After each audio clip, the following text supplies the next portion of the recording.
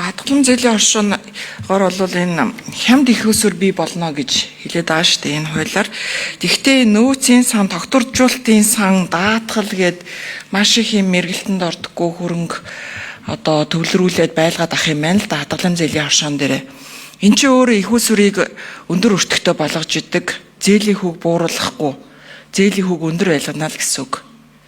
Тэгээ даатгал чи өөрөө 20 сая төгрөг хүртэл хэмжээтэй юм байна, лимиттэй юм байна. Тэгэхээр хадгалан зээлийн оршуун дээр хөрөнгө төвлөрүүлж байгаа хүн бол 20 саяас дээшээ хөрөнгө төвлөрүүлээд хэрэггүй л гэсэн санаа юм байна л да гэж ойлголоо, зөв үү?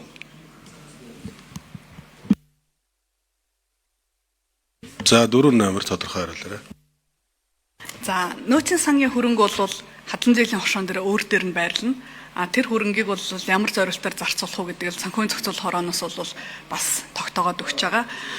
Тогтворжуулалтын сангийн хөрөнгө бол дээвэр байгууллага буюу хадгалан зээлийн оршуудын нэгдсэн төвдөр бол байрших юм ба. Тэр бол бас тодорхой эргэлтэнд ороод явах гэдэг байгаа. Хадгалан зээлийн оршуудад зээлээр гарна.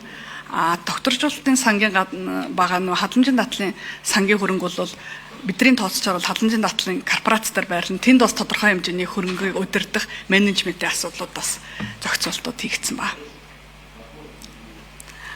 Дээрэс нь энэ хуулийн төсөл батлагдсанаар бас санхүүгийн хоршоод төр бол зээлийн хямд их усрууд бол бас орж ирэх боломжууд бүрдэн гэж бид нар харж байгаа. Ялангуяа олон улсын байгууллагуудаас хэрэгждэг зорилтод бүлгэд чиглэсэн зээлүүдийг бол энэ төв хоршоогоор дамжуулаад анхан шатны хадгалан зээлийн хоршоодод гишүүдэд иргэдэд зориулсан байдлаар бол гарах боломжтой. Тийм нөхцөл